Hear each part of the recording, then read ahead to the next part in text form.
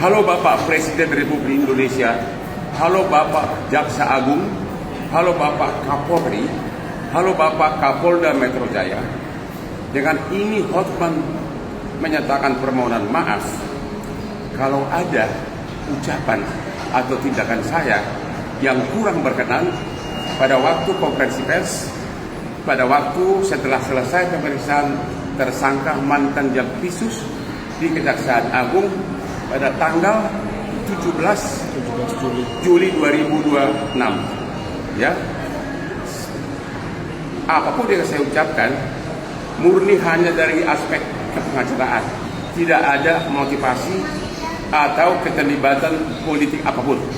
Ya, murni hanya skill sebagai pengacara yang tugasnya adalah berusaha melindungi kliennya secara hukum.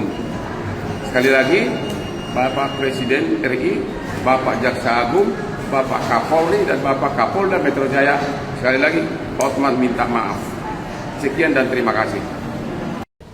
Bayangin orang yang kebanggaannya presiden tiba-tiba dikriminalisasi, bahkan tanpa pamit sama presiden. Saya melihat benar-benar saya merasa miris. Karena apa? Jampitsus itu adalah yang dibanggakan oleh Presiden Prabowo karena dengan dia mendapatkan, negara mendapatkan sebagai Satgas PKH 300 triliun. Kemudian dalam satu tahun. Kemudian pengembalian kerugian negara dapat 130 triliun. Sudah 430 triliun kembali dibanggakan oleh presiden. Bayangin orang yang kebanggaannya presiden tiba-tiba dikriminalisasi, bahkan tanpa pamit sama presiden. Karena waktu saya di Singapura saya bikin akun bahwa nggak mungkin presiden nggak tahu. Ternyata enggak. Itu 430 triliun. Lu bayangin coba. Disitulah saya merasa marwah dari klien saya yang sampai sekarang hubungan baik. Saya merasa tertantang. Walaupun saya namanya jadi sedikit karena 90% follower saya biasanya semua kasus viral yang melanggar hak asasi gua yang pegang gratis. Semua, termasuk Anda tahulah, semua yang di Indonesia ini. Mereka kalau ke Komnas nggak laku kasusnya. Kalau saya yang viral bom. Sudah 10 tahun saya begitu. Kasus Yupita, kasus polisi yang kemarin juga yang bikin, kasus Radit di Matar, kasus pesantren Lombok, kasus ABK kapal yang itu semua. Kalau udah saya ngomong sukses semuanya. Saya tidak minta imbalan apapun, walaupun semua konglomerat klien saya. Itulah saya terpanggil ya, karena saya merasa ada yang benar. Dan yang kedua, beliau ini sekarang Jampitsus, lu tahu nggak transfer pricing itu?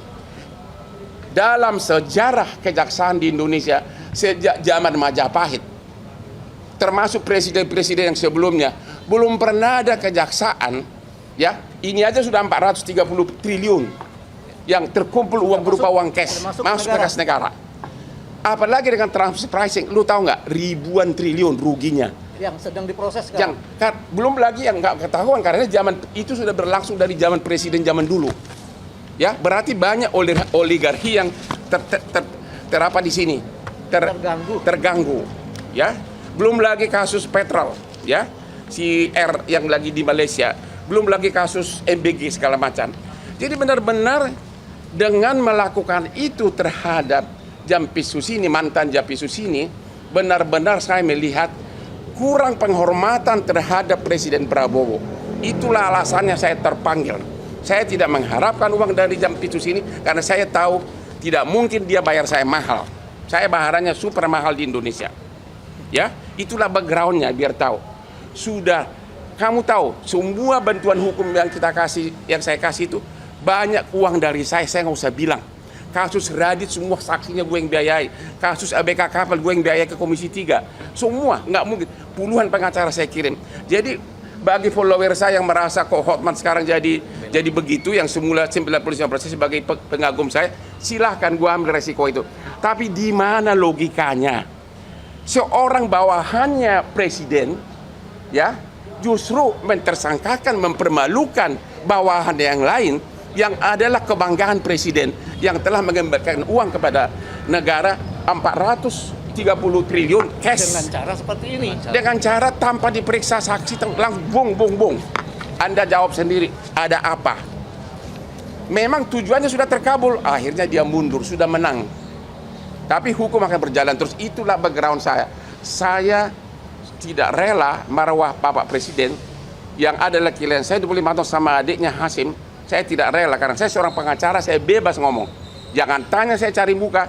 Saya tidak butuh uang-uang lagi, saya udah kaya raya. Ya, dan semua klien saya konglomerat tanya semuanya. Perkara bisnis di Singapura, semua gue yang pegang kalau dari Indonesia. Murni benar-benar saya merasa selama saya di Opname, saya kok presiden digituin? Padahal banyak video-video dari presiden saat membanggakan uang hasil temuan dari Jampitsus, tentu dengan atasannya Jaksa Agung. Inilah, Anda sudah tahu itu, berpuluh-puluh triliun. Kok bisa orang yang tangan kanannya ini begitu saja dipermalukan, melanggar KUHAP? Kalau ada yang mengatakan itu tidak melanggar KUHAP, ayo kita sama-sama robek segala sarjana hukum kita. Benar-benar KUHAP itu tidak dipakai sama sekali. Ya, benar-benar saya merasa kok presiden digituin, padahal belum ada zaman dulu pun, sejak dari SBY, dari mulai Jokowi, kejaksaan ratusan triliun, udah 430 triliun uang cash masuk ke kas negara. Belum lagi transpricing itu bisa ribuan triliun. Dan siapa yang melakukan itu? Jampitsus Febri. Kok kenapa langsung lebih rendah dari tukang ayam, lebih rendah dari pencuri ayam? Andalah yang tahu apa backgroundnya. Ya, ada lagi? Apa? Emang lu fakultas hukum udah jelas lah, nggak usah pakai ditanya pasal berapa, monyong lu ah. Udahlah, nanti kalau kamu datang ke saya pasal berapa. Ini semua, ini mantan jaksa. Jelas bahwa seseorang mau ditetapkan sebagai tersangka, apalagi dipermalukan, minimum dipanggil dulu, ya, dipanggil saksinya dulu. Kalau kau nggak tahu pasalnya, lu berhenti dari wartawan. Ya kalau ada mau nanya apa lagi? Satu sebentar. Jawab dulu sebentar. Tidak ditahan karena memang Anda sudah melihat sendiri. Anak SD pun mengatakan bahwa itu bukan tindak pidana, belum ada bukti. Kami sudah mengajukan permohonan untuk tetap tidak ditahan. Satu. Tadi dengan alasan karena beliau ini begitu ditetapkan tersangka mengundurkan diri. Itu artinya kooperatif, mempersilakan pemeriksaan secara profesional tanpa intervensi. Tidak mau mengintervensi. Oke.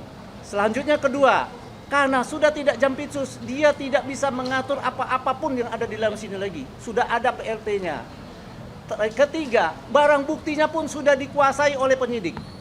Apalagi itu alasan-alasan yang selama ini dikeluarkan oleh penyidik untuk melakukan penahanan. Yang terakhir, karena ada upaya hukum cekal, tidak perlu ditakutkan lagi dia keluar negeri. Menurut kami itulah alasan yang bisa mungkin diterima oleh misalnya. Yang paling penting kalian bertanya. Kalau Anda punya nyali bertanya, tanya kepada Kapolri. Hei, kenapa nggak nanya Pak Prabowo dulu sebelum melakukan ini terhadap tangan kanan dari yang dibanggakan oleh Presiden Prabowo? Tanya. Saya baru tahu tidak ada izin. Coba bayangkan coba. Coba bahan ini fotonya di. Hah? Ada hidden agenda dong berarti ya? Tanya kakekmu, masa tanya gua? Nggak tanya kakekmu lah. Ya udah deh, udah gua nggak tahu. Ya lu udah deh, saya nggak tahu agenda ini. Gua jangan tanya itu. Udah deh, shut up. Nggak, saya nggak tahu. Udah deh, kok pada bisa gua menafsirkan maunya orang? Udah saya jawabannya, lu harusnya tahu. Kita tidak bisa menafsirkan. Loh. Cuma kita berpikir seperti itu. Seorang kebanggaan dari ini, lihat enggak foto ini, kebanggaan dari presiden. Dan sudah mengembalikan ke negara 430 triliun. Belum lagi transfer prasi yang begitu besar yang tidak pernah disentuh sebelumnya. Begitu saja dipermalukan. Ada apa? Tanya, makanya malam ini kalian langsung ke Mabes Polri tanya kalau kau bukan pengecut. Subscribe, share, like, and comment. Subscribe, share, like, and comment. Subscribe, share, like, and comment. Subscribe, share, like, and comment. Subscribe, share, like, and comment.